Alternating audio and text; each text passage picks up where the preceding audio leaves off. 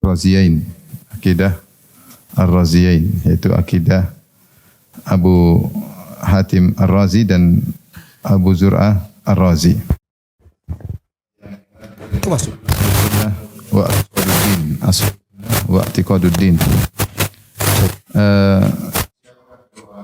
Perhatikan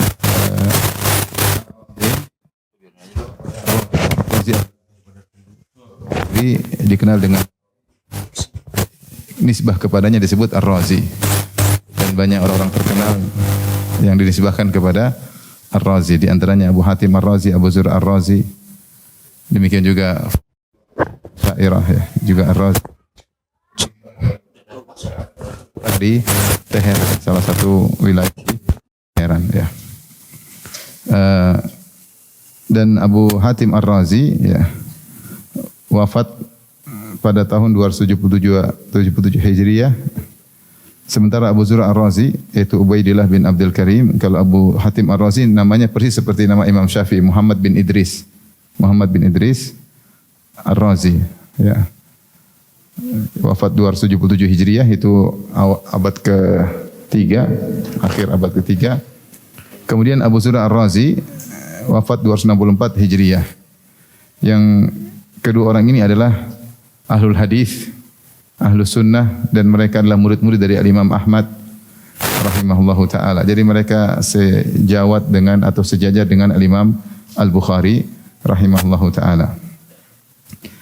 Taib, betapa pentingnya akidah ini akan kita jelaskan melalui pembahasan berikut insyaallah taala ya. Pertama kita mengenal terlebih dahulu tentang biografi kedua imam ini, Abu Hatim Ar-Razi dan Abu Zur'ah Ar-Razi ya. Karena buku ini penting karena dia menukil ijma' para ulama. Sebagaimana yang sudah kita bahas tentang akidah al-Imam Al-Bukhari, I'tiqad Al-Bukhari, di awal Muqaddimah I'tiqad Al-Bukhari, Imam Bukhari mengatakan aku bertemu dengan 1000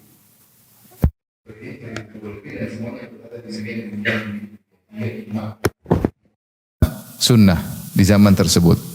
Demikian juga dalam buku ini Abu Hatim dan Abu Zur'ah juga mengatakan kami telah mendatangi kota ini, kota ini, kota ini, kota ini. Para ulama semuanya mengatakan demikian, sehingga ada ijma'. Ini yang sangat penting. Karena ini ijma'nya Ahlus Sunnah dalam akidah. Maka kita tidak boleh menyelisih akidah tersebut. Karena akan datang Ahlul Bidah, mereka menyelisih akidah ini. Mereka menyelisih apa? Ijma' para salaf tentang akidah Ahlus Sunnah wal Jamaah. Baik. Dan saya katakan tadi mereka ambil akidah dari ulama, di antaranya dari mereka berdua mengambil dari Imam Ahmad bin Hanbal, dan mereka bertemu dengan murid-murid Imam Syafi'i. Mereka akan kita jelaskan nanti dalam biografi mereka berdua insyaallah taala. Sebelumnya saya ingin menyampaikan tentang kota yang mereka tempati. Kelihatan di layar? Belum. Win? Sudah. Baik, ada beberapa kota sejarah atau wilayah sejarah yang dikenal oleh para ulama dalam buku-buku sejarah, seperti dikatakan Khurasan. Ada Khurasan, ada yang disebut juga dengan Mawara an-Nahar ya. Mawara an-Nahar, ada namanya Khurasan. Maka Khurasan secara sederhana inilah daerah yang ada warna kuning atau coklat ya. Di situ ada kota Meru yang kalau dinisbahkan Al-Marwazi ya. Ada Tus Atusi ya. Ada Naisabur yang Imam Muslim Naisaburi ya. Kelihatan. Ada Bukhara dinisbahkan kepada Bukhari ya. Ada Ar-Rai, Ar-Rai di Iran, yaitu yang dari Ar-Razi. Ar-Rai, Ar-Razi. Jadi mereka tinggal di daerah Khurasan. Ada namanya daerah Mawar an-Nahar. Mawar an-Nahar maksudnya daerah di belakang dua sungai. Itu sungai Sehun dan Jaihun ya. Ini dua sungai yang warna biru kelihatan. Ada kota-kota di belakang situ ya, ada sungai Sehun, ada sungai Jaihun. Di belakang situ ada banyak kota. Ya. Dan kalau kita lihat sekarang ya akan kelihatan ya. Ini kota zaman sekarang. Iran, ada Teheran, di situ tadi ada Rai, kemudian ada pun Mawara an-Nahar, ada Bukhari, ada Tirmiz yaitu dari Imam Abu Isa At-Tirmidzi, ada Harah yang disebut Al-Harawi ya. Dan banyak kota-kota disebut Mawara an-Nahar. Nah, sering kalau disebut Khurasan mencakup ini semua karena dahulu sebenarnya mereka dua wilayah yang berbeda, tetapi gubernur Khurasan terkadang ikut mengatur daerah Mawara an-Nahar. Maka daerah timur ini disebut dengan daerah apa? Khurasan. Daerah Khurasan. Dan mereka asalnya Persia. Makanya Imam Bukhari bukan Arab. Imam Bukhari apa? Persia. Demikian juga ulama-ulama di sana asalnya Persia. Kemudian Islam masuk dan akhirnya mereka pandai bahasa Arab dan mereka belajar ya. Dan ahli filsafat juga yang kemudian datang membawa bid'ah juga berasal dari daerah Khurasan ya. Ja'ad bin Dirham, kemudian nanti belakangan Al-Farabi, kemudian juga Ibnu Sina, mereka juga dari daerah apa? Khurasan. Ini sekedar gambaran. Sekarang Bukhari di mana? Di Uzbekistan.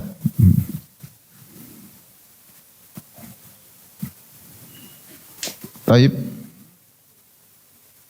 Dan juga ada daerah yang dikenal dengan daerah Islam dahulu juga seperti di Mesir.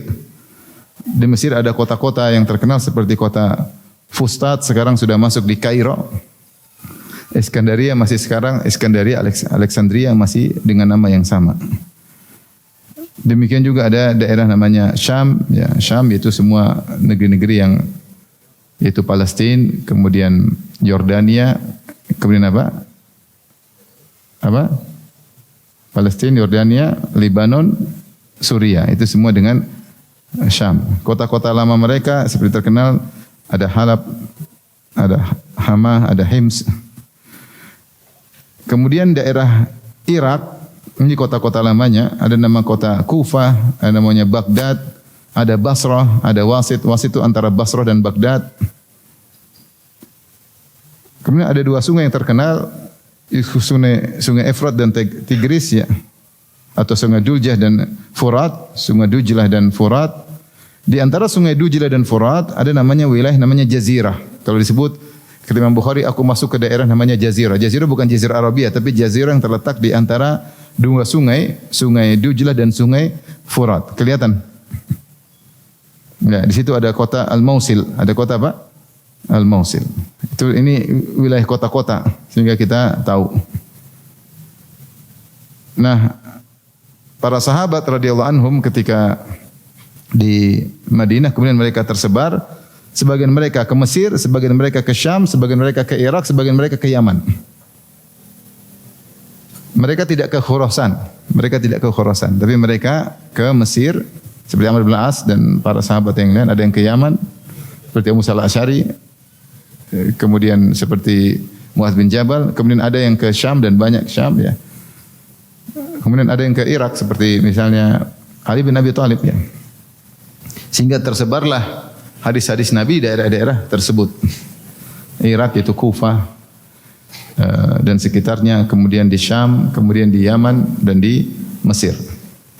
Tetapi subhanallah akhirnya Islam berkembang di Khurasan. Banyak ahlul hadis di daerah apa? Khurasan.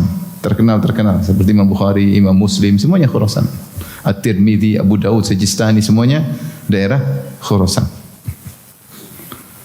Maka ini sekedar gambaran peta tentang asal muasal dua imam tersebut. Jadi mereka berasal dari apa? Ar-Rai, dari Iran. Berarti Iran dulu di atas sunnah. Ahlus sunnah dulu menguasai apa? Iran. Sekarang berubah ya. Di semua daerah sunnah dahulu.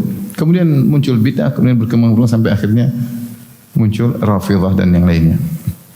Baik, maka kita ada beberapa daerah terkenal, daerah diantaranya yang di situ tersebar para sahabat tadi apa saja? Mesir, Syam, Irak, sama ya Yaman. Di situ terkebar sunnah, di situ tersebar sahabat mereka orang-orang Arab di situ. Tapi kemudian Islam juga tersebar, banyak mereka belajar ke Imam Ahmad. Imam Ahmad punya murid-murid dari dari Khurasan. Sehingga ilmu banyak pindah ke Khurasan, nanti kan kita sebutkan nukilannya. Maka di situ ada namanya daerah Khurasan, ada namanya ma wara'a an-nahar. Kalau ma wara'a an-nahar itu daerah sebelah timur setelah sungai apa? Seihan dan Jaihun atau Seihon dan Jaihun, dua sungai besar yang mengalir sampai ribuan kilometer. Di belakang itu ada daerah-daerah namanya ma wara'an nahar, yaitu daerah-daerah di balik sungai atau di seberang sungai. Daerah sebelah sungai. Sini kita dapati di buku sejarah disebut ini daerah ma wara'an nahar, yaitu negeri-negeri yang berada di seberang apa? Sungai Seihun dan Jaihun. Sebelah timur, sebelah baratnya adalah Khurasan.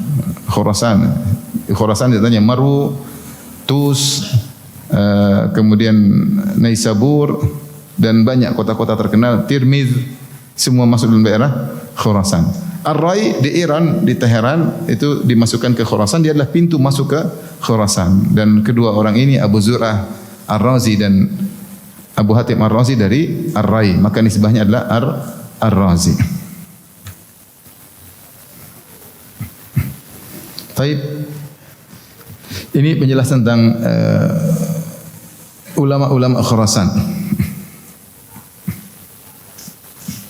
Selanjutnya saya akan sebutkan bagaimana pentingnya Khurasan. Datang dalam satu hadis. Jadi Khurasan adalah negeri Persia. Mereka ini orang Persia asalnya. Imam Bukhari Persia, Imam Muslim Persia, Abu Dawud Persia, Tirmidzi Persia. Mereka semua orang-orang apa? Khurasan.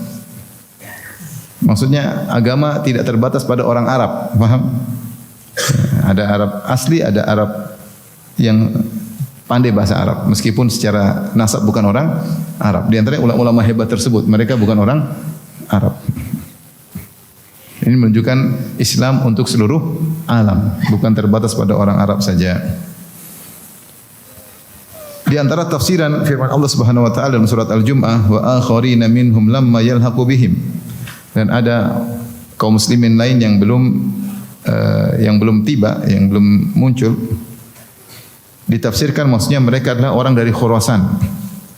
Dalam Sahihain, Sahih Bukhari, Sahih Muslim dari hadis Abu Hurairah radhiyallahu anhu, kata Nabi sallallahu alaihi wasallam, "Lau kana al-imanu 'inda Thuraya", seandainya iman berada di bintang Thuraya, lanalahu rijalun aw rajulun min haula, maka akan diraih oleh sekelompok orang dari Khurasan. Adapun hadisnya, ya, Abu Hurairah berkata, "Kunna julusan inda Nabi sallallahu alaihi wasallam, fa unzilat alaihi suratul Jumu'ah." Kami sedang duduk bersama Nabi sallallahu alaihi wasallam, maka turunlah surat Al-Jumu'ah. Di antaranya firman Allah, "Wa akharina minhum lamma yalhaqu bihim", yaitu para kaum muslimin yang belum ada. Qultu man hum ya Rasulullah? Siapa mereka yang akan datang ya Rasulullah? Falam yuraji'hu hatta sa'ala thalathan wa fina Salman Al-Farisi. Ketika Nabi ditanya, di tengah-tengah kami sedang ada Salman Al-Farisi. Fa wada'a Rasulullah sallallahu alaihi wasallam yadahu ala Salman, maka Rasulullah taruh tangannya di Salman, dan Salman dari Persia. Maka Rasulullah berkata, "Lau kana al-imanu inda Thuraya lanalahu rijalun aw rajulun min haula." Kalau seandainya iman ada di bintang Thuraya, maka akan diraih oleh orang-orang dari golongan dia, yaitu dari apa? Persia, dari Khurasan. Ini isyarat bahwa akan datang orang-orang hebat dari Khurasan. Yang sekarang dipakai oleh orang-orang untuk membela Iran. Maksudnya Iran katanya. Yang konon katanya membela Gaza, konon ya. Ternyata sekarang tidak ada bicara tentang Palestina sama sekali. Baik.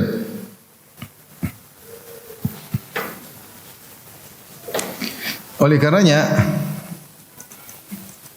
di zaman tabi'in sudah mulai terkenal banyak orang belajar ilmu kemudian membawa ke Khurasan. Sampai seorang tabi'in yang bernama Sya'bi, dia berkata,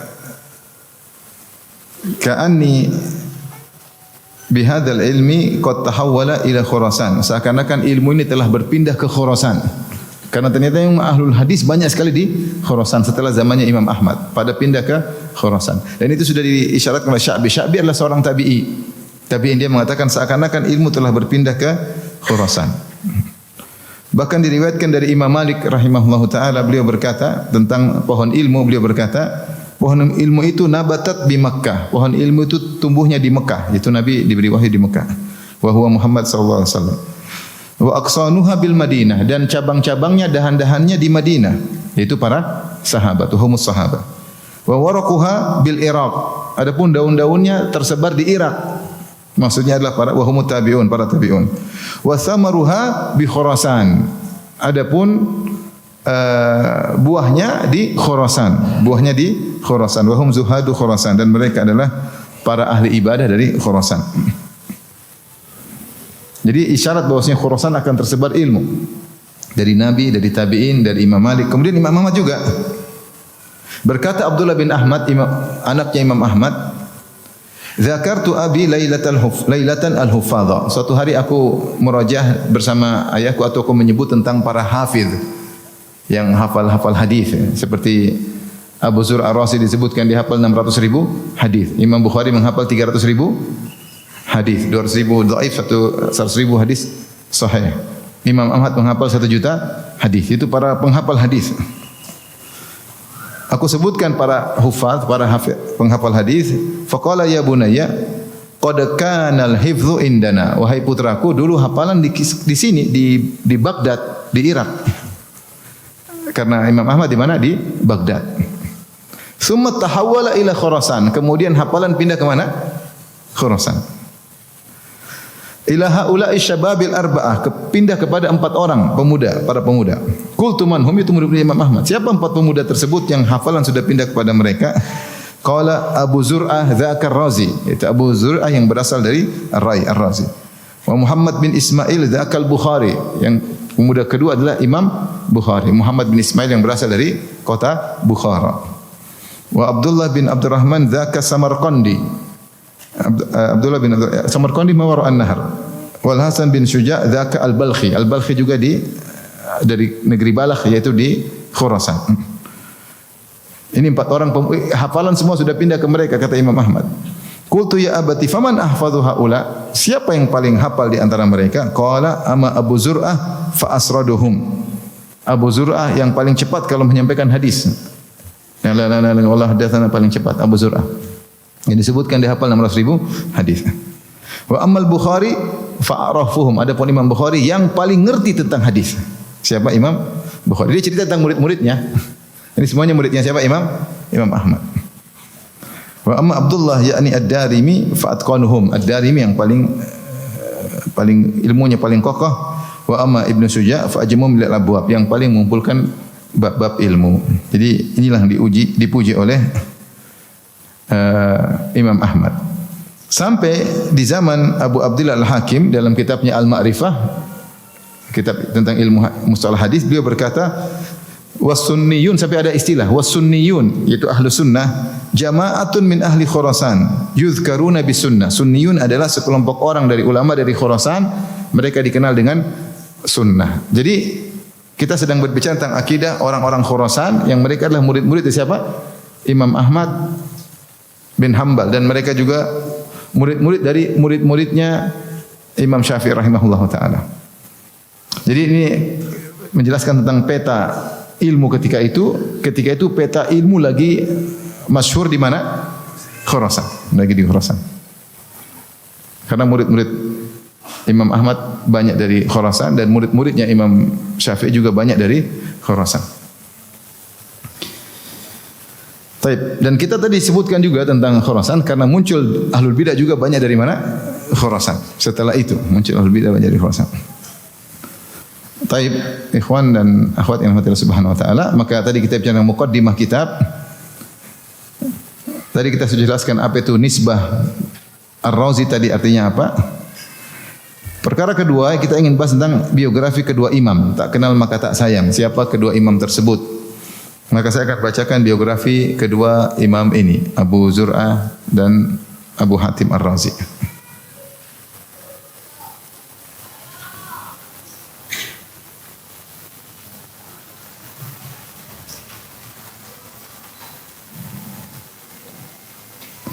Pertama kita sebutkan biografi Abu Hatim Ar-Razi. Saya bacakan. Abu Hatim Ar-Razi namanya Muhammad bin Idris ya. Ar-Razi, sederhananya yaitu bin Idris bin Al-Mundhir bin Dawud bin Mihran Al-Handhali Ar-Razi.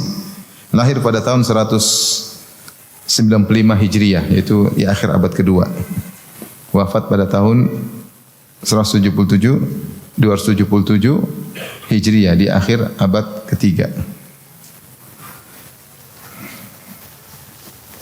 Dan beliau dikenal sangat suka rihlah, yaitu perjalanan jauh untuk mencari hadis.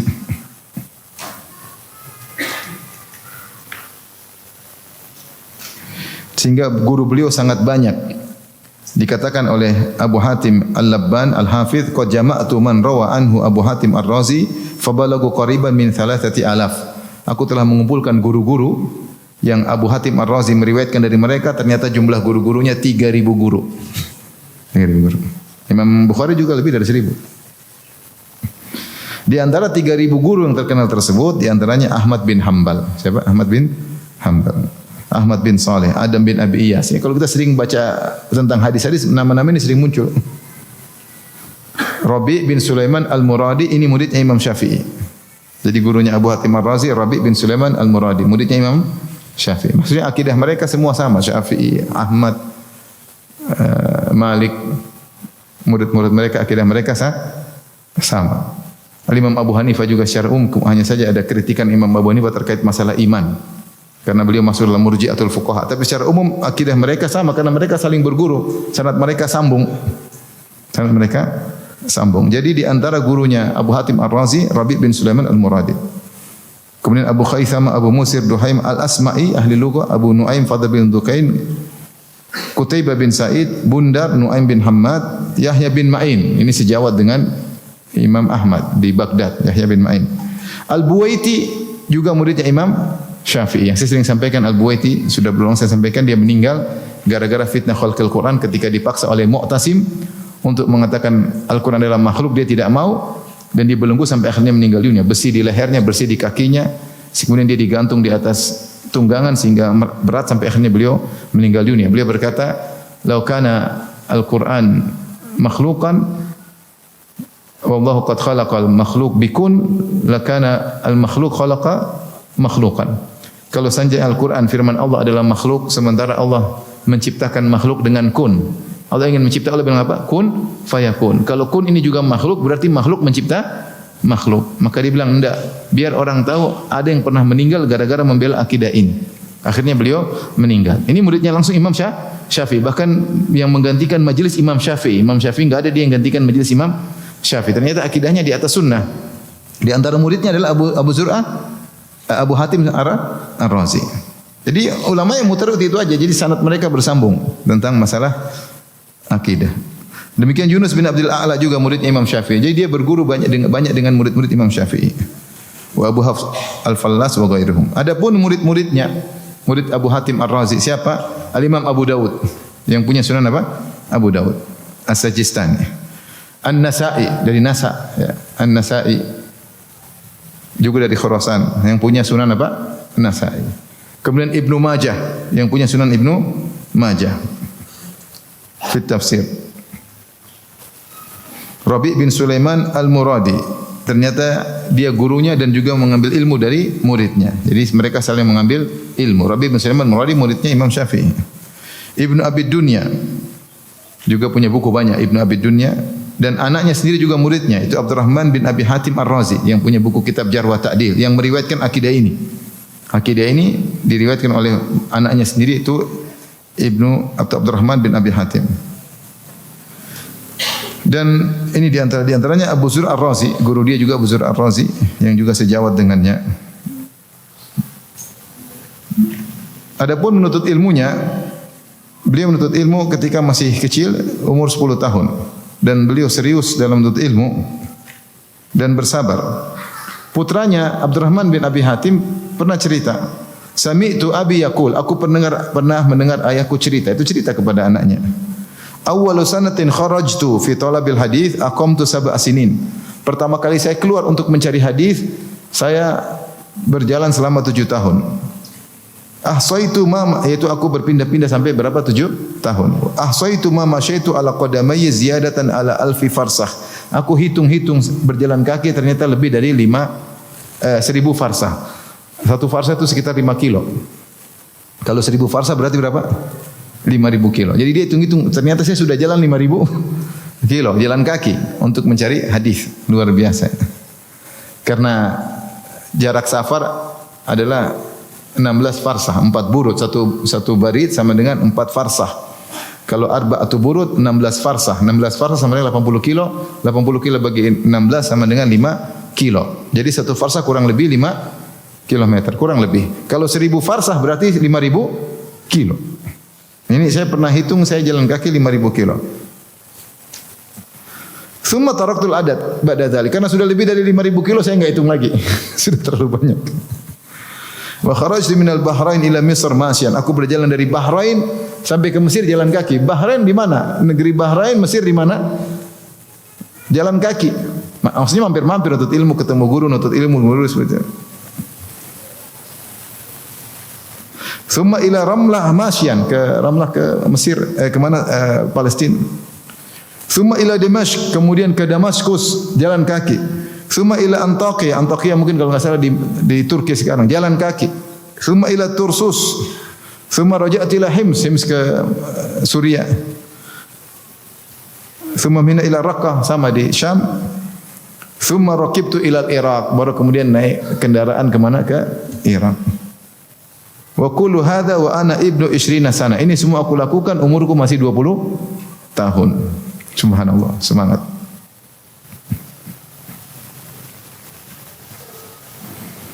Demikian juga Abdurrahman bin Abi Hatim cerita dari bapaknya, dia berkata sami'tu abi yaqul baqitu bil Basrah fi sana 14 wa 200. Aku pernah tinggal di Basrah yaitu di Irak selama 8 bulan pada tahun 214 Hijriah.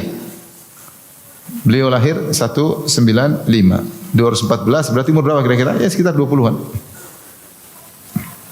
19 tahun. Aku tinggal di Basrah 8 bulan.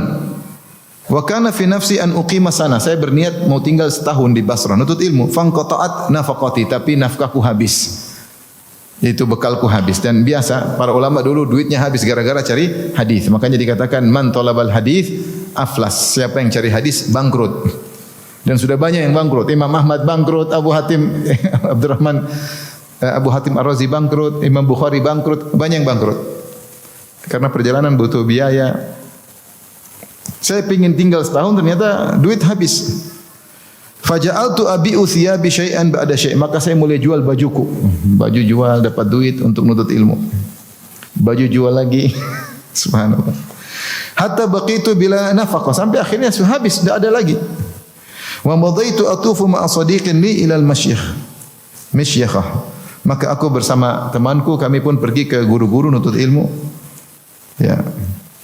Wa asma'u minhum ilal masa. Aku dengar ilmu hadis dari mereka sampai sore.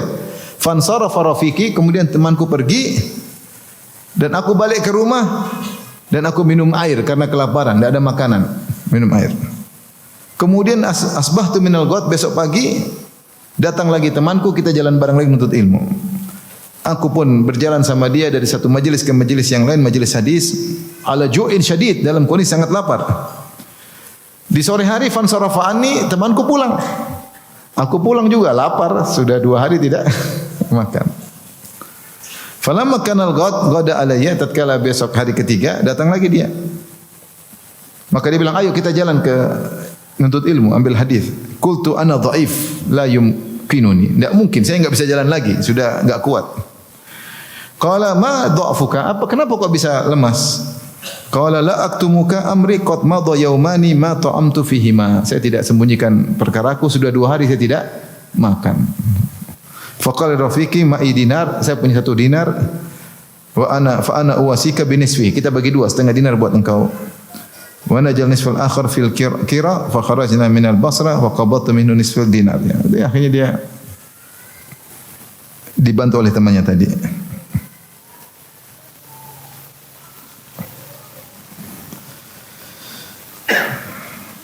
Dan tentu terjemah atau biografi beliau sangat banyak, tetapi kita sebutkan di antaranya perkataan Yunus bin Abdul A'la muridnya Imam Syafi'i, beliau berkata Abu Zur'ah wa Abu Hatim imamani imam Khurasan. Abu Zur'ah dan Abu Hatim adalah dua imam dari Khurasan, imamnya negeri Khurasan. Wa da'alahuma, kemudian Yunus bin Abdul A'la mendoakan mereka berdua. Yunus bin A'la berkata baqa'uhuma salahunil muslimin, keberadaan mereka berdua kebaikan bagi kaum muslimin, dan pujian-pujian banyak dari para ulama.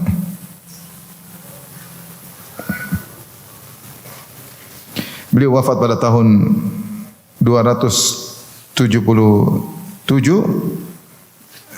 dengan umur 82 tahun rahimahullahu taala. Itu Abu Hatim Ar-Razi, dan dapat anugerah punya anak juga yang alim namanya Ibnu Abdurrahman bin Abi Hatim. Sekarang kita masuk pada yang kedua, siapa? Abu Zur'ah Ar-Razi. Abu Zur'ah Ar-Razi namanya Ubaidillah bin Abdul Karim bin Ar-Razi. Kalau tadi namanya siapa? Muhammad bin Idris. Ini Ubaidillah bin Abdul Karim Ar-Razi. Lahir pada tahun 200 Hijriah. Lahir pada tahun 200 Hijriah.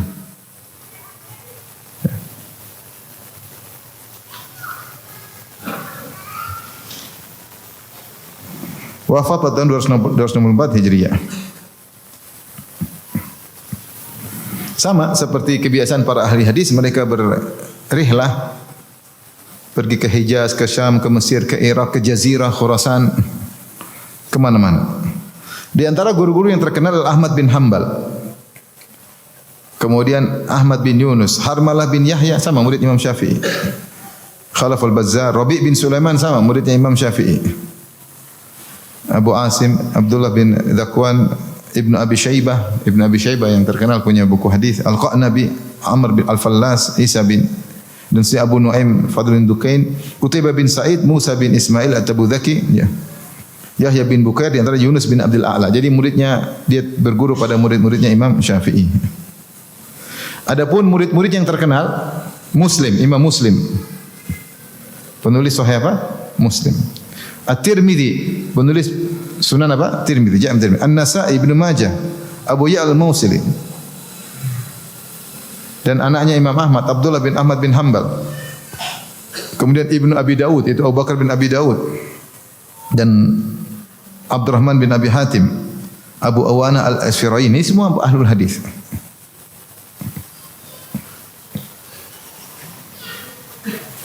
Dan beliau banyak menulis buku, ya.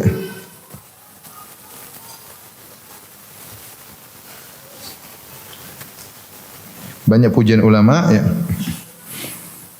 Di antaranya perkataan Zahabi, kana min afradil alam zaka'an wa hifdhan wa dinan wa fadlan. Termasuk orang-orang yang langka di alam semesta dari sisi kecerdasan, hafalan, agama dan keutamaan. Ibnu Katsir rahimahullah mengatakan kana faqihan wari'an, faqih ahli fikih, wara zahidan zuhud, abidan ahli ibadah, mutawadhi'an tawadhu, khashi'an orang yang khusyuk.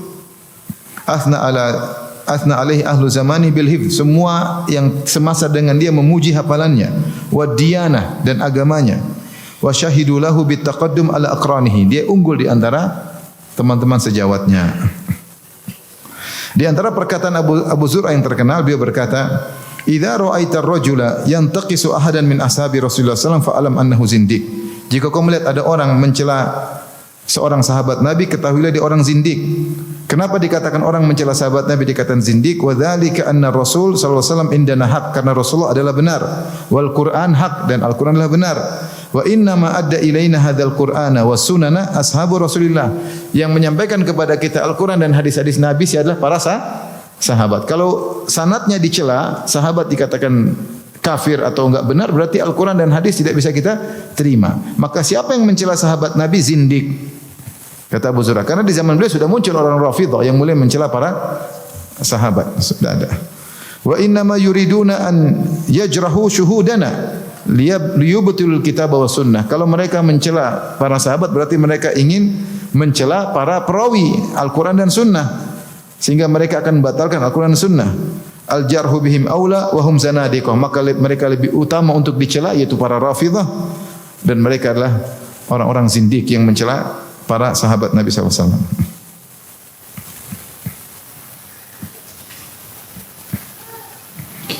Adapun wafat beliau di antara yang menakjubkan, beliau wafat ketika meriwayatkan hadis tentang siapa yang terakhir mengucapkan la ilaha illallah maka masuk surga.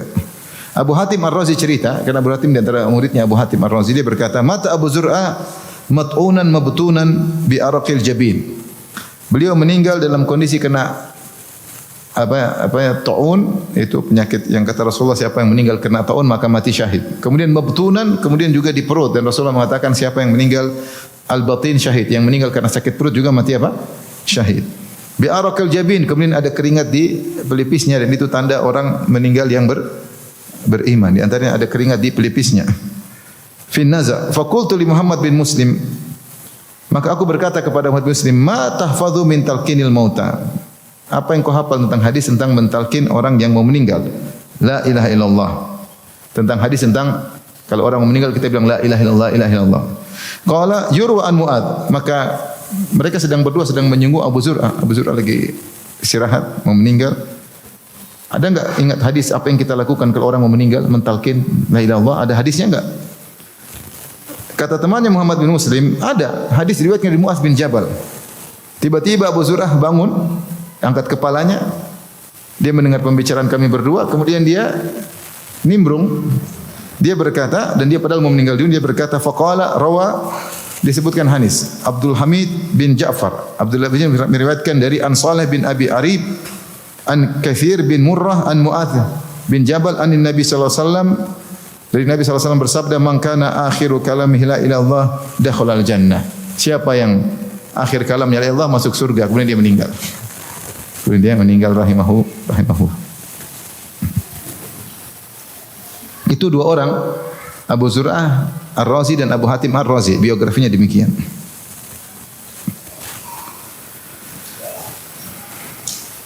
Mungkin saya perlu bandingkan contoh seperti orang yang membawa bid'ah di Khurasan seperti Al-Farabi.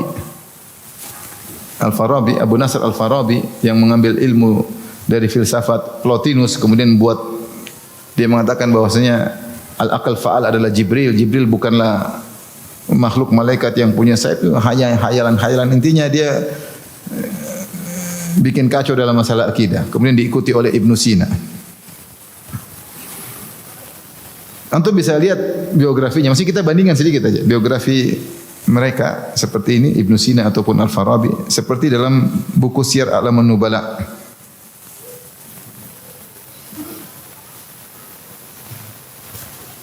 Berkata Az-Zahabi, beliau berkata, Al-Farabi Syekhul Falsafah, gurunya ahli filsafat.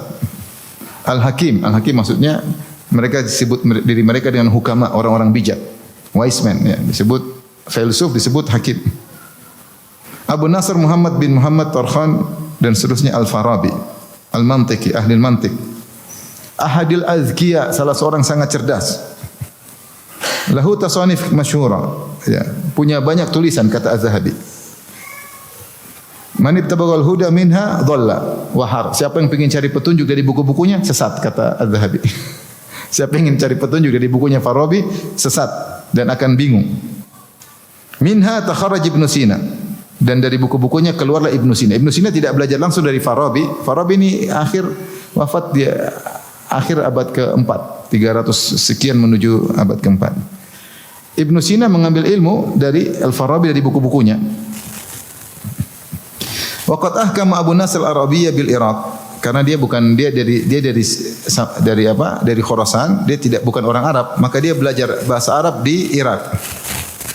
Walakiya Maktab bin Yunus sahibil mantiq, dan dia bertemu dengan buku-bukunya Mata bin Yunus. Mata bin Yunus rajulun Nasrani kana ra'isal manatiq fi zamanihi. Ya. Adapun Mata bin Yunus, ya, laqiya Mata bin Yunus sahibal mantiq fa akhadha anhu. Dia ambil ilmu dari Mata bin Yunus. Mata bin Yunus siapa? Ini seorang Nasrani ahli mantiq. Jadi gurunya Farabi apa? Nasrani. Wasara ila Harran inda Sabi'ah. Kemudian dia berjalan menuju Harran, daerah Turki, antara Turki dengan Suriah. Kemudian bertemu dengan orang Sabi'ah. Itu agama lain lagi. Ada guru Nasrani, ada guru Sabi'ah. Beda kalau Abu Hatim Ar-Razi, guru Imam Ahmad, gurunya Yahya bin Ma'in, gurunya ada murid-muridnya Imam Syafi'i. Ini gurunya Nasrani, Sabi'ah. Falazima biha Yohanna bin Jailan An-Nasrani. Kemudian dia belajar sama seorang namanya Yohanna bin Jailan An-Nasrani. Kemudian pergi ke Mesir dan tinggal di Damaskus.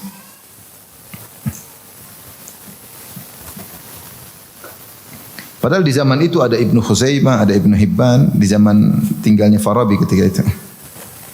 Tetapi Farabi nuntut ilmu pada orang-orang yang seperti itu, bukan dari ahli agama Islam yang ahli hadis, ahli fikih, enggak. Kemudian kata Zahabi, qila innahu dakhala 'ala al-Malik Saifid Daulah Ibnu Hamdan wa huwa bi Zayd Turk.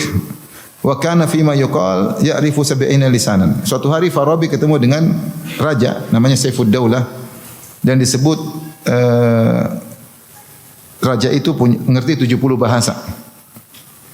Wa kana walidu min Umar al-Atraq fa jalasa fi sadril majlis, dan bapaknya dari para penguasa-penguasa Turki. Maka Al-Farabi duduk di depan majlis.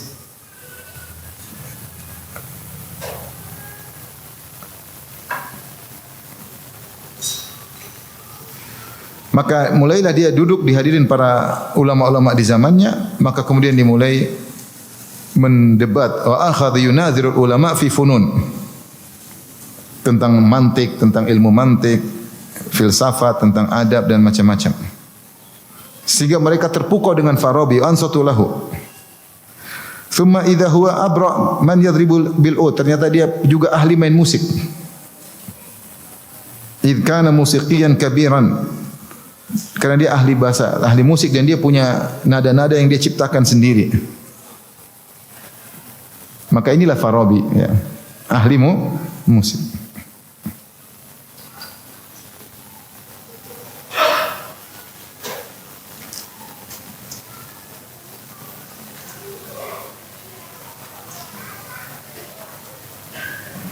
Kemudian disebutkan kata Zahabi, fa akhraja udan min kharitatin wa shaddahu wa la'iba bihi fa fariha kullu ahli al-majlis wa dhahiku min at-tarb. Maka dia mainkan musiknya, orang-orang semua hadirin senang. Thumma ghayyara tarf fa nama kullu man hunaka hatta al-bawab. Akhirnya semua orang karena enak dengar musik semuanya tidur. Faqama wa dhahab. Kemudian dia pergi meninggalkan majelis. Itu dia ahli musik. Yuqal, kata Zahabi, innahu awwala man ikhtara qanunal alat al-masyhura. Dikatakan dia yang pertama kali membuat aturan-aturan musik, Al-Farabi. Maksudnya membandingkan satu ulama hadis, bagaimana belajarnya nutut hadis, ketemu ribuan ulama, ini satunya ketemu Nasrani, ketemu Sabi, ketemu siapa, belajar musik, ahli musik, kemudian kita ambil ilmu akidah darinya. Gimana ceritanya? Gimana ceritanya? Sama-sama dari Khurasan, tapi satunya murid Imam Ahmad, satunya murid Nasrani. Kemudian sekarang kita mau menjadikan ilmu Farabi dan Ibnu Sina untuk menfilter ilmu akidah yang datang dari para salaf, dari para ahli hadis, tentu tidak mungkin. Biografi mereka saja berbeda. Taib.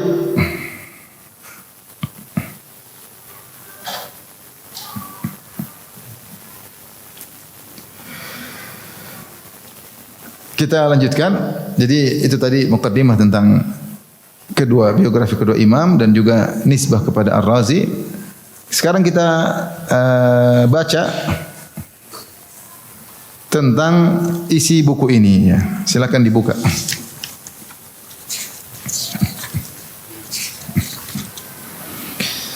Bismillahirrahmanirrahim. Lihat halaman 7. Qala Abu Muhammad Abdurrahman bin Abi Hatim. Berkata Abu Muhammad Abdurrahman bin Hatim, wafat 327 Hijriah. Sa'altu abi wa Aba Zur'ah. Aku bertanya kepada ayahku dan kepada Abu Zur'ah an madhahibi ahli sunnah fi usuluddin, tentang madhab ahli sunnah dalam perkara akidah.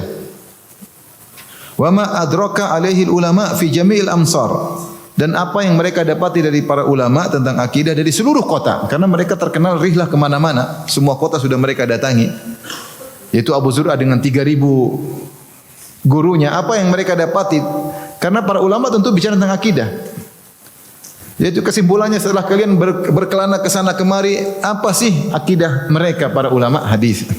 Para ulama min fi jamil amsar, di seluruh kota-kota. Mesir, Irak, Yaman, Baghdad, Khurasan semua yang pernah mereka datangi. Wa ma ya'taqidani min dzalik, dan apa akidah mereka berdua tentang itu? Faqala, maka mereka berdua menjawab. Biasanya Ibnu Abi Hatim bertanya tentang illah, tentang ilmu hadis kepada bapaknya ahlul hadis. Ini rawi bagaimana, ini hadis bagaimana, oh ini dhaif, rawinya begini. Mereka ini pakar hadis semua. Paling ahli tentang hadis, hafalan mereka kuat dan macam-macamnya. Sekarang dia tanya tentang akidah. Oleh karenanya banyak ulama yang menulis tentang akidah. Apa jawaban keduanya? Perhatikan, adraknal ulama fi jami'il amsar. Kami mendapati ulama dari seluruh kota, Hijazan wa Irakan wa Syaman wa Yamanan, fakana min madhhabihim. Maka kami datangi baik ulama di Hijaz. Hijaz itu maksudnya di mana? Mekah, Madinah, Taif, itu namanya apa? Hijaz. Mekah, Madinah, Taif. Irak tadi maksudnya apa? Baghdad, Kufah, Basrah, Wasit, itu daerah Irak. Daerah ulama dulu di situ. Syam maksudnya Halab, kemudian Hamad dan macam-macam ya dari Syam. Yaman di Yaman. Fakana min madzhabihim, maka akidah mereka adalah berikut ini.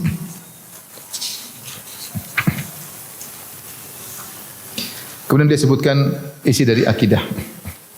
Tapi menjadi perhatian kita.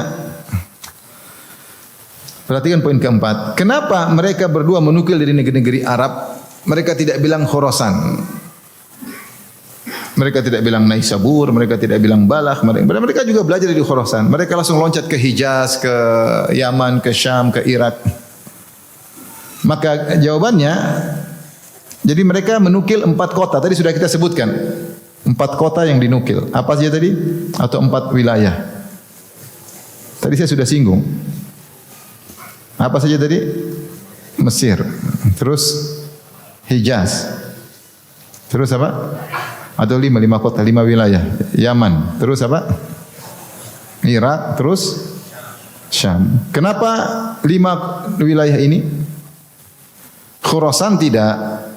Khurasan tidak disebutin. Kenapa? Karena para sahabat tersebar di sini. Inilah penyebaran apa? Sahabat. Jadi ilmu Islam di sini, asal ilmu Islam tersebar di sini. Asal tersebarnya ilmu Islam.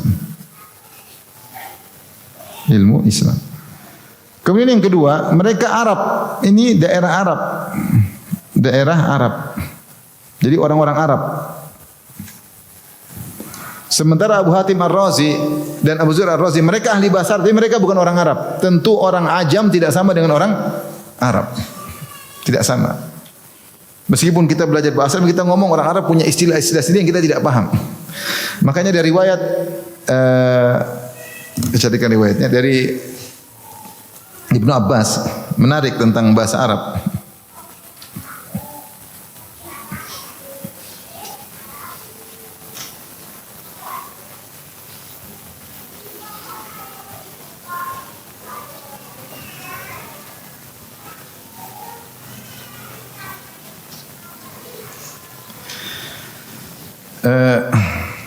Saya bacakan riwayat. Riwayat dari Sa'id bin Mansur dan Ibnu Jarir dan Asram meriwayatkan dari Sa'id bin Jubair. Sa'id bin Jubair adalah muridnya Ibnu Abbas. Dia berkata, "Kunna fi hujrat Ibni Abbas." Kami suatu hari di tempat rumahnya Ibnu Abbas. Hujrah itu rumah ada ghurfah, ada hujrah. Ghurfah itu yang ada atapnya, ada tempat tidurnya. Hujrah bagian rumah tapi tidak ada atap. Itu pelataran. Tapi ada bangunannya, di hujrah. Suatu hari kami kumpul di hujrahnya Ibnu Abbas, wa ma'ana Atha bin Abi Rabah. Bersama kami ada muridnya yang lain yaitu Atha bin Abi Rabah, wa nafaru minal mawali, dan beberapa orang dari budak-budak, yaitu budak-budak yang tadinya budak kemudian dimerdekakan. Namanya apa? Maula, jamaknya mawali, dan mereka bukan orang Arab. Tapi akhirnya mereka dimerdekakan, disebut dengan istilah apa? Mawali. Jadi mereka bukan orang Arab. Wa Ubaid bin Umair wa nafar minal Arab, dan ada sekelompok orang juga murid Imam Ibnu Abbas Arab, yaitu namanya Ubaid bin Umair, dan sekelompok Arab. Jadi ada 2 kubu nih. Kubu Arab, kubu non Arab. Kemudian mereka khilaf. Fatadzakarna limas. Maka kami berdiskusi tentang lams, tentang menyentuh. Dalam Al-Qur'an, aw lamastumun nisa, di antara yang membatalkan wudu atau kalian menyentuh apa? Wanita. Fakultu ana wa Atha, kata Sa'id bin Jubair, aku dan Atha berkata, al-lams bil yad, menyentuh dengan tangan. Itu kalau sentuh perempuan batal. Wa qala Ubaid bin Umair wal Arab, adapun golongan Arab, Ubaid bin Umair dan orang-orang Arab, wal jima. Oh enggak, maksudnya lams dalam Al-Qur'an maksudnya jima. Itu yang batalkan apa? Wudu. Bukan sentuh tangan maksudnya. Fakultu inna indakum man hadha la faslan qariban. Ya. Tenang, ada Ibnu Abbas, kita tanya langsung, ngapain kita ribut? Ada guru kita. Fadakhaltu ala Ibnu Abbas wa huwa ala sarir. Aku pun masuk ke Ibnu Abbas, kata Sa'id bin Jubair, dan Ibnu Abbas sedang duduk di atas tempat tidurnya. Faqala li mahyam, ada apa gerangan? Faqultu tadzakarna lams, kami tadi diskusi tentang makna lams. Faqala ba'dhuna huwa lams bil yad. Sebagian kami mengatakan ini dimaksud membatalkan wudu dan sentuhan tangan ke tubuh wanita.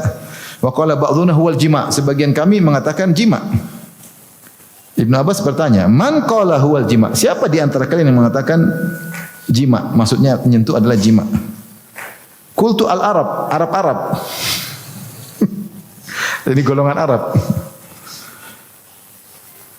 Qala faman qala huwa lams bil yad, kata Ibnu Abbas, yang bilang lams maksudnya sentuhan tangan.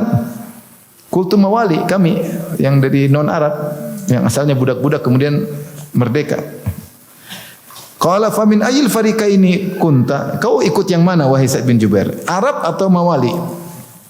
Arab apa? Arab maklum apa Arab asli?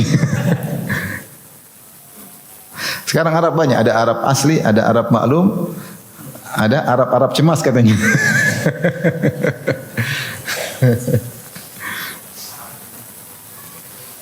Qultu ma'al mawali, aku bersama yang non Arab.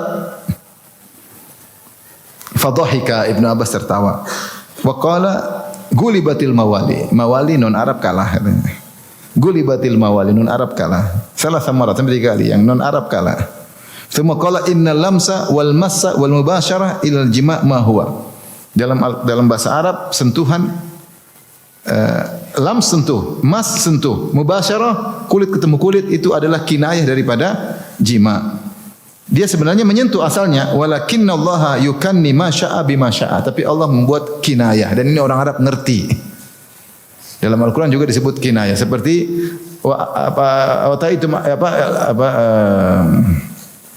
apa namanya? Ya ini jadi dalam Al-Qur'an Allah menyebutkan tentang aulamastumun nisa. Mas min qabli antamasuhunna, sebelum kalian menyentuh mereka. Mubasyarah, misalnya Allah mengatakan wala tubasyiruhunna wa antum akifuna fil masajid. Jangan kalian bersentuh kulit. Ini semua maksudnya apa? Jima.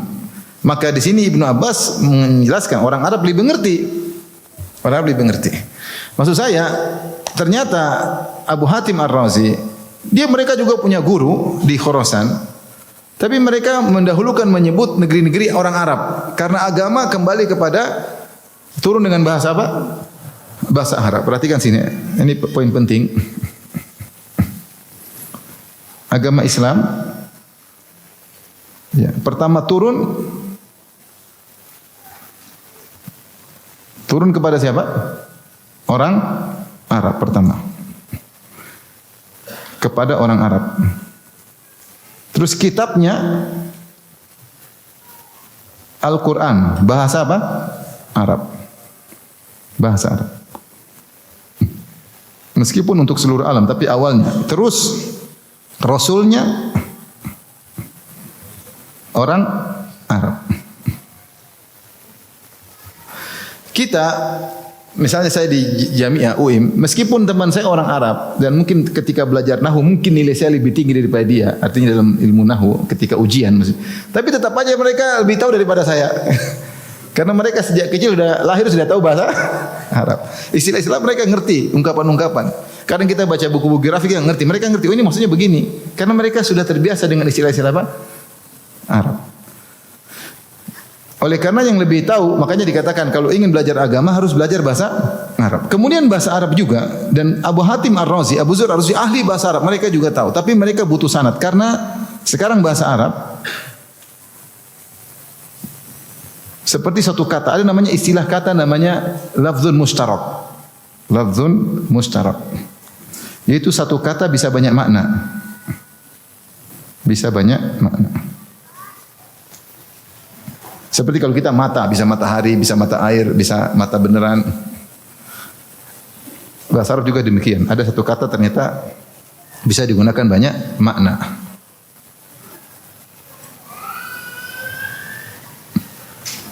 Nah, ketika turun Al-Quran dengan sunnah, maka ada salah dari sekian makna itu digunakan satu istilah. Dari lafzun mustarak ini karena ada kemungkinan, misalnya kemungkinan,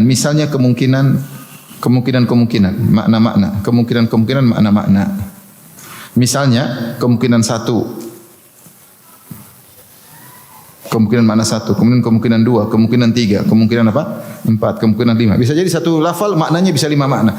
Datang Al-Quran dan Sunnah menentukan salah satu kemungkinan tersebut. Misalnya ternyata yang diambil kemungkinan ke 5. Ini yang dijadikan istilah penggunaan dalam syariat. Dalam syariat. Maka semakin sering digunakan semakin jelas bahwasanya jangan ambil lagi kemungkinan 1, 2, 3, 4, ambil kemungkinan ke 5. Seperti solat, solat bisa maknanya doa, bisa maknanya apa, mungkin tidak mengingat. Tapi ternyata solat dalam istilah syariat adalah gerakan yang sudah jelas, dibuka dengan takbir, diakhiri dengan apa? Salam. Maka tidak boleh lagi diartikan secara bahasa. Solat yang penting iling, yang penting ingat, enggak boleh. Puasa secara bahasa mungkin beberapa makna, menahan atau apa, tetapi kemudian datang istilah syariat menjelaskan puasa adalah menahan makan dan minum dari terbit fajar sampai terbenam matahari. Maka tidak boleh diartikan seperti orang-orang batiniyah, maksudnya puasa adalah menahan rahasia. Salat artinya connecting dengan Allah, yang penting ingat. Seperti ahlul bidah yang mempunyai tafsiran-tafsiran kebatinan hanya bersandar kepada bahasa. Benar secara bahasa benar, tetapi harus punya sanad tentang makna daripada istilah syariat ketika menggunakan istilah tersebut. Karena ini termasuk lafal mustarak. Lafal mustarak mungkin berapa banyak makna, kita harus tahu mana yang dimaksudkan oleh syariat. Caranya bagaimana? Harus kembali kepada Al-Quran dan Sunnah. Padahal Abu Hatim Ar-Razi, Abu Zur Ar-Razi, ahli Quran, hafal ratusan ribu hadis. Mereka pun tidak cukup, mereka harus kembali kepada aslinya. Karena sahabat tersebar di negeri-negeri tersebut. Maka yang ngerti tentang Al-Quran adalah murid-muridnya para sahabat. Sehingga mereka mengatakan kami bertemu guru-guru di kota-kota tersebut, itu guru-guru Arab yang lebih ngerti tentang penggunaan Al-Quran dan Sunnah. Bahkan bisa jadi contoh seperti kasus terjadi di zaman Nabi SAW ketika sama-sama Arab tapi banyak salah penggunaan kemungkinan karena lafal mustarak seperti dalam kisah Adi bin Hatim. Adi bin Hatim tinggal di mana? Dia tinggal di Toi, yaitu di daerah Ha'il sekarang. Kurang lebih 800 kilo dari Madinah atau dari kota Mekah. Saya pernah ke sana. Itu jauh. Arab kan luas. Maka ketika turun firman Allah, kulu washrabu fakulu washrabu hatta yatabayyana lakumul khaytul abyadu minal khaytil aswadi minal fajr. Makanlah dan minumlah kalian ketika sahur sampai jelas benang putih dari benang hitam. Benang putih, benang hitam dalam bahasa Arab banyak digunakan. Bisa digunakan benang asli, bisa digunakan ikol, yaitu ikol yang untuk ikat apa? Ikat onta, tali. Itu ada yang putih, ada yang apa? Hitam, atau benang asli untuk dijahit, benang putih, benang hitam. Bisa ternyata juga dalam bahasa Arab maksudnya benang putih maksudnya fajar, benang hitam maksudnya gelap. Maka ketika turun ayat ini, Adi bin Hatim ambil benang putih, benang hitam, dia tunggu. Selama belum jelas dia makan terus. Karena Allah mengatakan, dia tidak salah secara bahasa. Ini termasuk dalam bahasa Arab. Tapi dia lupa bahwasanya ketika memaknai itu harus penggunaan Nabi. Salah satu dari kemungkinan tersebut Nabi pilih. Ini maksudnya. Faham? Jadi bukan hanya menguasai bahasa Arab kita bisa mengerti syariat, apalagi mengerti akidah. Harus mengetahui penggunaannya yang mana. Ngerti atau tidak? Maka Adi bin Hatim dia tidak salah secara bahasa, dia orang Arab. Dari kabilah Tai, dia ngerti. Orang Arab, dia bukan non Arab, dia Arab asli, bukan Arab maklum, Arab asli. Radhiyallahu taala anhu, bapaknya terkenal Hatim At-Tai, itu orang yang paling dermawan, terkenal orang Arab selalu sebut-sebut orang Arab paling dermawan Hatim At-Tai. Anaknya Adi bin Hatim. Ketika turun ayat tersebut, dia menggunakan penggunaan salah satu lafzul mustarak, penggunaan yang tepat dalam bahasa Arab, yaitu bahwasanya dimaksud benang ya benang begini. Ikol, yaitu ikol itu tali pengikat onta, ada yang hitam, ada yang putih. Maka dia taruh tali putih, tali hitam, kemudian dia makan. Selama belum jelas, makan terus. Ini sampai jam 6 belum jelas. Karena dulu nggak ada lampu, nggak ada, ya makan dalam rumah, makan terus belum jelas. Maka dia lapor kepada Nabi, Nabi bilang salah. Maksudnya benang putih adalah fajar. Dalam bahasa Arab juga disebut dengan benang putih. Benang hitam maksudnya adalah gelap malam. Nah, ini contoh bahwasanya ternyata bahasa Arabnya tidak cukup. Maka maksud saya Abu Hatim Ar-Razi, Abu Zur Ar-Razi, mereka ahli bahasa Arab. Mereka ngerti, mereka hafal Quran, mereka hafal ratusan ribu hadis. Tapi mereka ketika bicara tentang agama harus kembali kepada orang-orang Arab di mana Al-Quran, ilmu Al-Quran dan Sunnah tersebar di situ. Mereka yang praktekkan. Maka mereka tidak menyebutkan Khurasan ketika mereka sedang menyebutkan kota-kota yang mereka kunjungi. Maka mereka mengatakan kami dapati di kota-kota Hijaz, Irak, Syam, Yaman, mereka sebutin ya bahwasanya demikian mereka semua ternyata berkumpul menyatakan perkara-perkara berikut. Ini penting. Kenapa? Karena banyak kesalahan orang hanya bicara akidah, apalagi akidah atau fikih hanya sekedar bahasa. Padahal kalau ada pertentangan antara hakikat syariah dengan hakikat lugawi atau urfiyah, maka didahulukan hakikat syariah. Sehingga banyak takwil-takwil yang muncul dari secara bahasa. Oh maksudnya begini, maksudnya karena secara bahasa ini maksudnya. Enggak, penggunaan syariat, jangan secara bahasa. Karena secara bahasa bisa jadi salah. Meskipun secara bahasa itu benar, tapi bukan itu maksudnya. Bukti-buktinya korina-korina menunjukkan akan hal tersebut. Maksudnya ini. Jangan kau tafsirkan lagi yang lain karena maksudnya ini. Tidak semua perkara harus ditafsirkan dengan seluruh lafal mustarak. Faham atau tidak? Misalnya dikatakan mata rusak, mungkin mata asli, mungkin mata air, mungkin mata bor. Harus tahu maksud mata apa, karena mata ini bisa digunakan dalam banyak hal. Ya. Ternyata dia maksudnya mata, ya, jangan ditafsirkan lagi yang lain. Oh ternyata mata bor yang rusak, maka jangan tafsirkan lagi matamu, mataku, jangan. Udah, berarti dia maksudnya mata bor. Nggak boleh ditafsirkan lagi dengan bahasa Arab yang lain, meskipun secara bahasa Arab itu mungkin. Maksudnya ini penting, bahwasanya untuk mengenal masalah akidah harus tahu. Kenapa? Ternyata kalau kita kembali kepada buku kamus-kamus ada yang tetap murni di atas manhaj salaf seperti para ahli kamus terdahulu, ahli bahasa seperti Abu Ubaid Qasim bin Salam, ahli bahasa, sering dinukil perkataannya dan dia di atas manhaj salaf. Dan dia punya buku Al-Iman dan dinukil perkataan salaf di situ. Seperti Al-Jauhari, ya banyak, ya seperti Khalil bin Ahmad Al-Farahidi. Itu kamus-kamus mereka kosong dari takwilan-takwilan. Tapi kalau kita buka kamus-kamus belakangan, maka termasuk situ ada akidah-akidah di situ. Ketika mereka bicara ayat, mereka mulai mentakwil. Orang menyangka secara bukan begini. Lihat kamus-kamus terdahulu. Maka bahasa pembahasnya sendiri. Adapun memaknai secara syariat perkara tersendiri. Dan tidaklah orang-orang kebatinan sesat kecuali mereka berusaha memaknakan syariat dengan sekadar bahasa. Jadi tahu bahasa pun harus ngerti maksudnya yang mana. Ini sekedar apa maksudnya, kenapa Abu Hatim Ar-Razi perhatian sama ulama-ulama dari negeri-negeri Arab yang tersebar, orang-orang Arab yang tersebar Al-Quran dan Sunnah di situ. Baik. Berikutnya ikhwan dan akhwat yang Allah Subhanahu wa taala,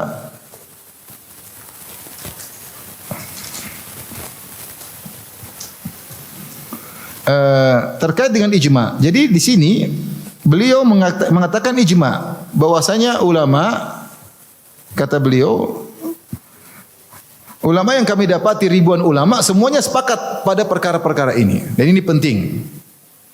Karena itu kita dapati para ulama berusaha menyebutkan ketika masalah akidah mereka menyebut tentang ijma dalam masalah akidah. Ini penting, ya.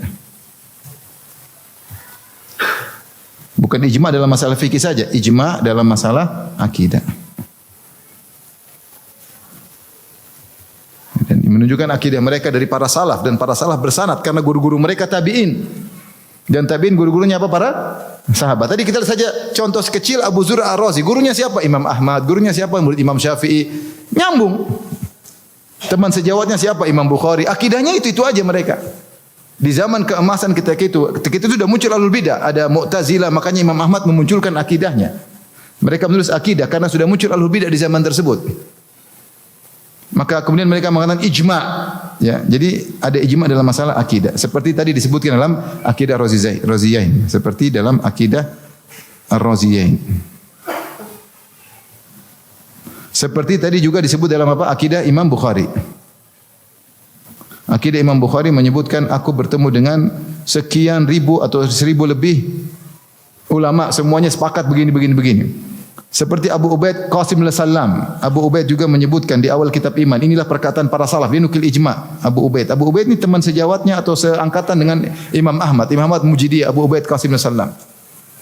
Itu ulama abad ke-2, abad ke-3, awal abad ke-3.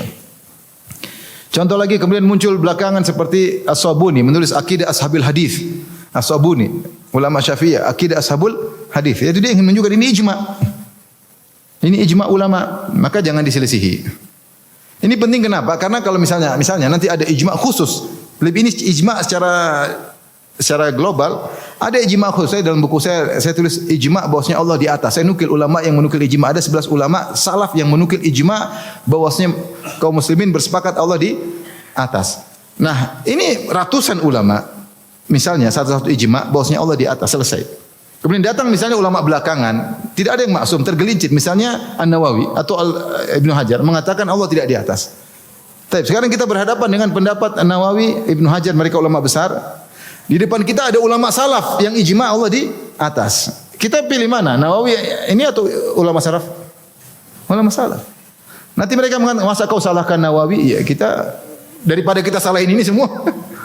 Ini syaratnya jelas sampai ke tabi'in, ke sahabat. Ini penting. Makanya ini buku ini penting karena dia menukil apa? Ijma'.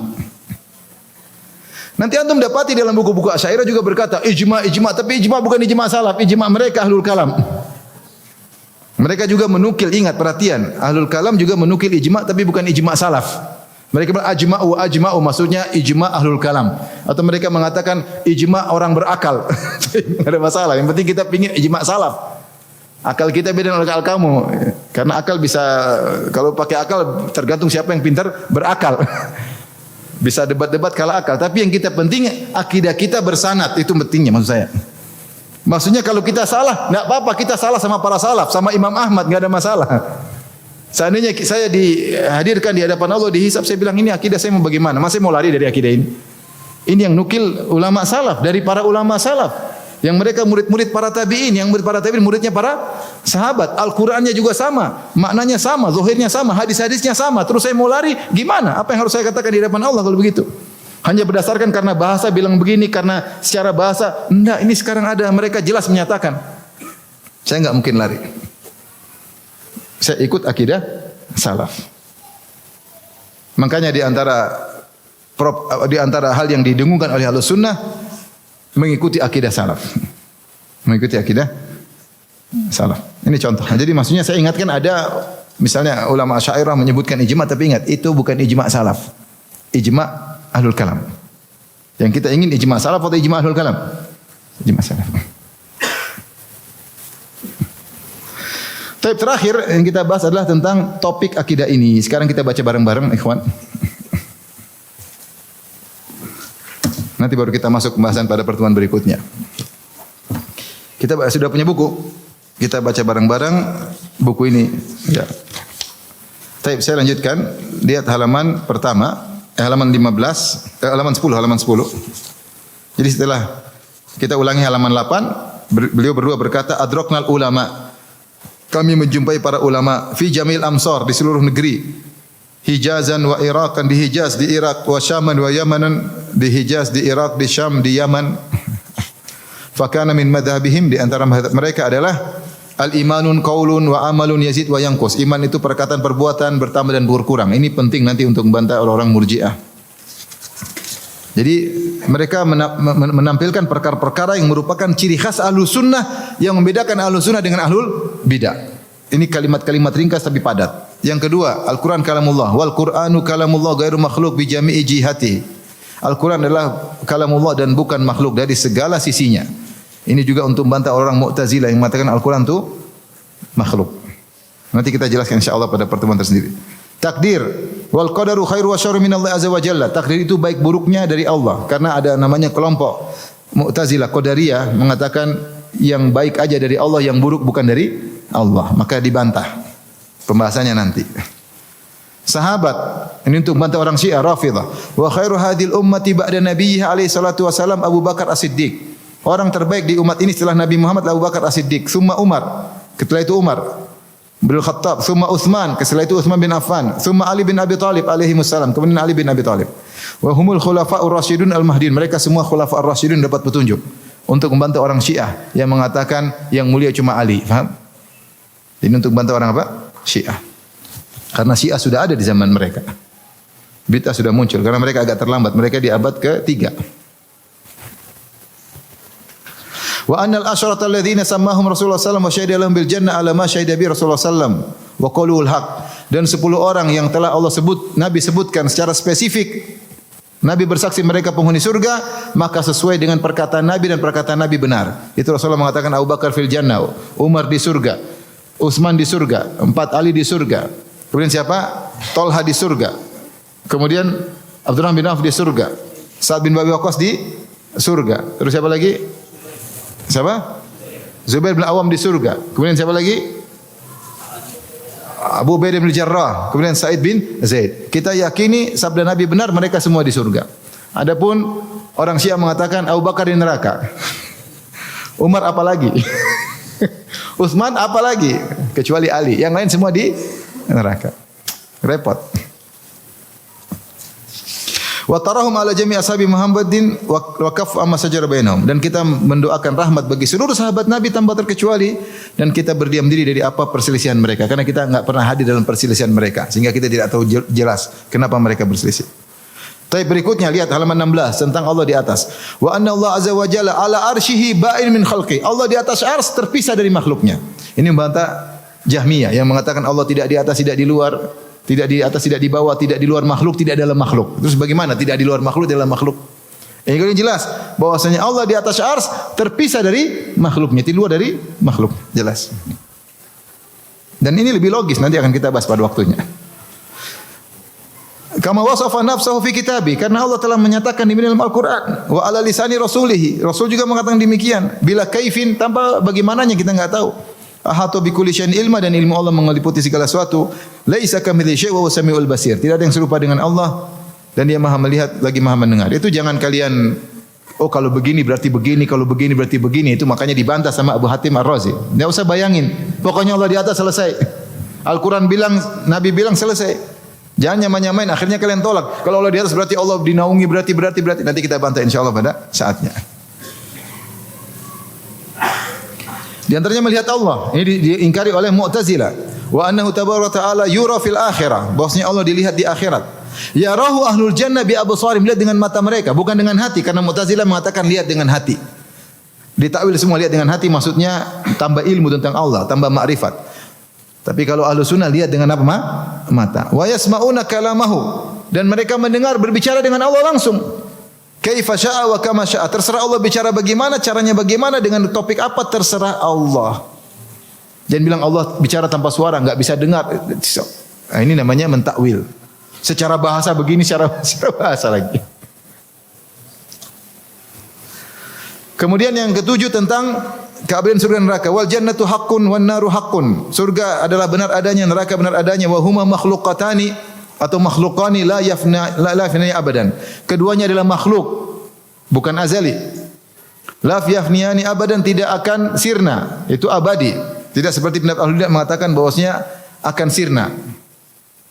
Wal jannatu thawabun li auliyaihi, dan surga adalah pahala bagi wali-wali Allah. Wan naru iqabun li ahli ma'siyati, dan neraka adalah hukuman bagi pelaku maksiat. Illa man rahimallahu azza wajalla, kecuali yang Allah ampuni, Allah rahmati. Ya, jadi benar-benar ini balasan. Karena ada pendapat mengatakan Allah terserah mau menyiksa Nabi juga tidak jadi masalah. Allah memasukkan Abu Lahab dalam surga juga tidak jadi masalah katanya. Bagi kita masalah karena surga adalah balasan. Bagaimana Abu Jahal dimasukkan apa surga? Ini tidak sesuai dengan keadilan Allah, tidak sesuai dengan kebijakan Allah. Tapi ada pendapat seperti itu. Nanti saatnya kita bahas. Sirat wa siratu haq, bosnya sirat benar adanya. Karena ada yang menolak dengan akal. Oh, ini maksudnya hanya majaz. Karena enggak ada nama secara logika, ada sirat tipis, tajam, mudah lewati, gimana cara lewatnya? Pakai akal. Wal mizan haq, timbangan juga benar. Lahu kifatan, ada 2 daun timbangan. Tuzanu fi amalul ibad, hasanuha wa sayyi'uha haq. Dengan 2 timbangan tersebut diletakkan kebaikan dan keburukan untuk ditimbang, dan itu benar adanya. Al-haud, telaga, wal haud al-mukram bihi nabiyuna haqqun.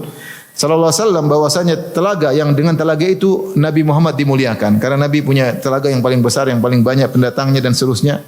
Setiap nabi punya telaga, tapi telaga nabi yang terbesar. Kemudian dengan telaga tersebut umat Muhammad juga dimuliakan, dan ini benar adanya karena ada orang yang menolak tentang telaga. Wa syafa'atu haq, syafaat ada, dan ini ditolak oleh Khawarij dan Mu'tazilah. Wal ba'tsu min ba'dil mauti haq, dan kebangkitan setelah kematian hak, dan ini ditolak oleh Ibnu Sina. Ibnu Sina mengatakan yang dibangkitkan cuma ruh, bukan jasad. Adapun kita Ahlus Sunnah mengatakan dibangkitkan ruh dan jasad. Kemudian status pelaku dosa besar, wa ahlul kaba'ir fi masyiatillahi azza wa jalla wa la nukaffiru ahlal qiblati bidzunubihim.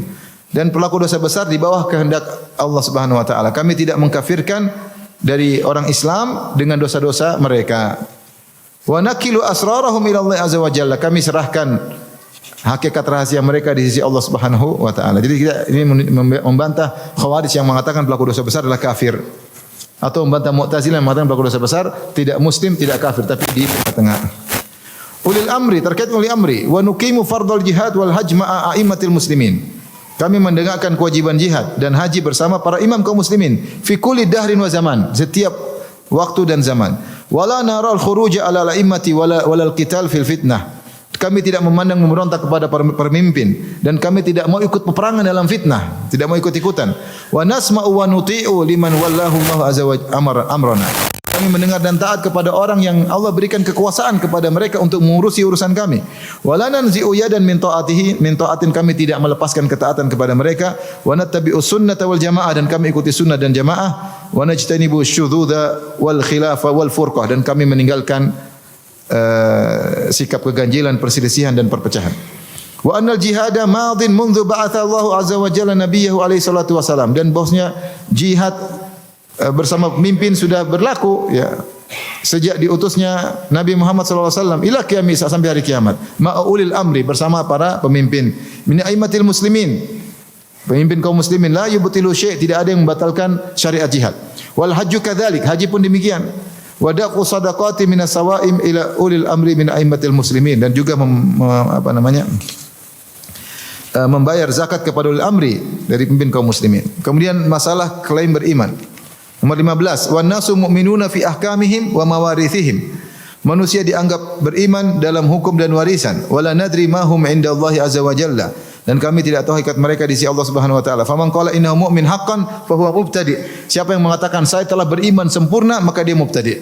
Wa man qala wa huwa mu'min indallahi fa huwa minal kadzibin. Adapun yang mengatakan saya mukmin di sisi Allah, maka ini termasuk pendusta. Wa man qala huwa mu'minun billah haqqan fa huwa musibun. Siapa yang mengatakan kami beriman kepada Allah, sungguh kami telah beriman, maka dia telah benar. Ini masalah iman, nanti insyaallah ada pada saatnya. Kesesatan Sayyidina Ahlus Sunnah wal murji'atul mubtadi'atul dhullal, bahwasanya murji'ah ahlul bid'ah adalah orang-orang yang sesat. Wal qadariyatul mubtadi'atul dhullal, dan qadariyah ahlul bid'ah juga sesat. Faman ankara minhum anna Allah azza wa jalla la ya'lamu ma lam yakun qabla an yakuna fa huwa kafir. Siapa yang mengatakan Allah tidak tahu sebelumnya, Allah hanya tahu ketika setelah terjadi, maka dia kafir. Wa annal jahmiyata kuffar, dan Jahmiyah adalah orang-orang kafir. Wa annar rafidhata rafadul Islam, adapun Rafidah mereka telah menolak Islam. Wal khawarij murraq, dan khawarij orang-orang yang keluar dari agama. 17, Al-Quran bukan makhluk. Wa man za'ama anna al-Qur'ana makhlukun fa huwa kafir. Siapa yang mengatakan Al-Quran adalah makhluk, maka dia kafir billahil azim. Kufran yanqulu anil millah, kekafiran yang mengeluarkan dari agama. Wa man syakka fi kufrihi mimman yafhamu fa huwa kafir. Orang yang sudah paham tentang ini kemudian masih ragu tentang kekafiran yang mengatakan Al-Quran adalah makhluk, dia juga ikut kafir. Wa man syakka fi kalamillahi azza wa jalla fa waqafa syakkan fihi yaqul. Siapa yang ragu tentang firman Allah kemudian dia diam, abstain, ragu dan berkata la adri makhlukun aw ghairu makhluk, saya tidak tahu Al-Quran makhluk atau bukan, fahuwa jahmi, maka dia jahmi. Wa man waqafa fil Qur'ani jahilan ulima wa budi' wa lam yukaffar. Adapun yang abstain tentang Quran tapi karena tidak tahu, karena bodoh, maka diajarin dan dibid'ahkan tapi tidak dikafirkan. Wa man qala lafzi bil Qur'ani makhluk fahuwa jahmi. Siapa yang mengatakan lafal dengan Al-Quran adalah makhluk, dia adalah Jahmiyah. Awil Quran bil lafzi makhluk, atau Quran dengan lafal adalah makhluk, maka dia Jahmi. Ini nanti ada penjelasannya. Qala Abu Muhammad wa sami'tu Abi yaqul. Sekarang Abu Hatim Ar-Razi saja, ada tambahan. Kalau tadi Abu Hatim dan Abu Zur'ah. Dan Ibnu Abi Hatim berkata, aku mendengar bapakku berkata, wa alamatu ahlil bid'ah al-waqi'atu fi ahlil athar. Tanda-tanda ahlul bid'ah suka mencerah, merendahkan ahlus sunnah. Wa alamatu zanadiqah tasmiyatuhum ahlus sunnah hasyawiyah. Dan orang-orang zindik menamakan ahlus sunnah dengan hasyawiyah sampai sekarang masih. Yuriduna ibtalal athar, mereka ingin membatalkan hadis-hadis karena ahlu sunnah berdalil dengan hadis-hadis. Wa alamatul jahmiyah tasmiyatum ahlus sunnah musyabbihah. Adapun jahmiyah tandanya menamakan ahlu sunnah dengan musyabbihah atau mujassimah. Wa alamatul qadariyah tasmiyatuhum ahlal athar mujabbirah. Adapun qadariyah menamakan ahlu sunnah dengan mujabbirah. Wa alamatul murji'ah tasmiyatum ahlus sunnah mukhalifatan wa nuqsaniyah. Mukhalifatan wa nuqsaniyah. Adapun murji'ah menamakan ahlus sunnah dengan mukhalifah dan nuqsaniyah. Wa alamatul rafidah tasmiyatum ahlus sunnah nasibah. Adapun rafidah menamakan ahlus sunnah dengan nasibah. Wala yalhaqu ahlus sunnati illa ismun wahidun wa yastahilu an tajma'ahum hadhil asma. Adapun ahlus sunnah namanya cuma satu dan tidak mungkin nama-nama ini berkumpul pada ahlus sunnah. Rafidah, Jahmiyah, Qadariyah tidak mungkin. Ahlus sunnah ya ahlus sunnah. Wa qala Abu Muhammad sami'tu abi wa Abu Zur'ah, kembali lagi aku mendengar ayahku dan Abu Zur'ah berkata, ya'murani yahju bi hijrani ahli zaik wal bid'ah yughallidhani fi dzalika ashadd at-taghlidh. Keduanya memerintahkan untuk memboikot atau meninggalkan ahlu zaik dan ahlul bid'ah. Keduanya bersikap keras dalam hal ini dengan sangat keras, sangat tegas. Wa yunkirani wad'al kutubi bi ra'yin fi ghairi athar. Keduanya mengingkari memasukkan pendapat-pendapat dalam kitab-kitab tanpa pakai dalil. Wa yanhayani an mujalasati ahli al-kalam wan nadhar fi kutubil mutakallimin. Keduanya melarang untuk duduk-duduk bersama orang-orang yang suka membaca buku-buku ahli al-kalam. Wa yaqulani la yuflihu sahibu kalamin abadan. Mereka berdua berkata, orang ahli al-kalam tidak akan beruntung selama-lamanya. Demikian kajian kita, wallahu taala alam bisawab. Demikian wabillahi taufiq. Assalamualaikum warahmatullahi wabarakatuh.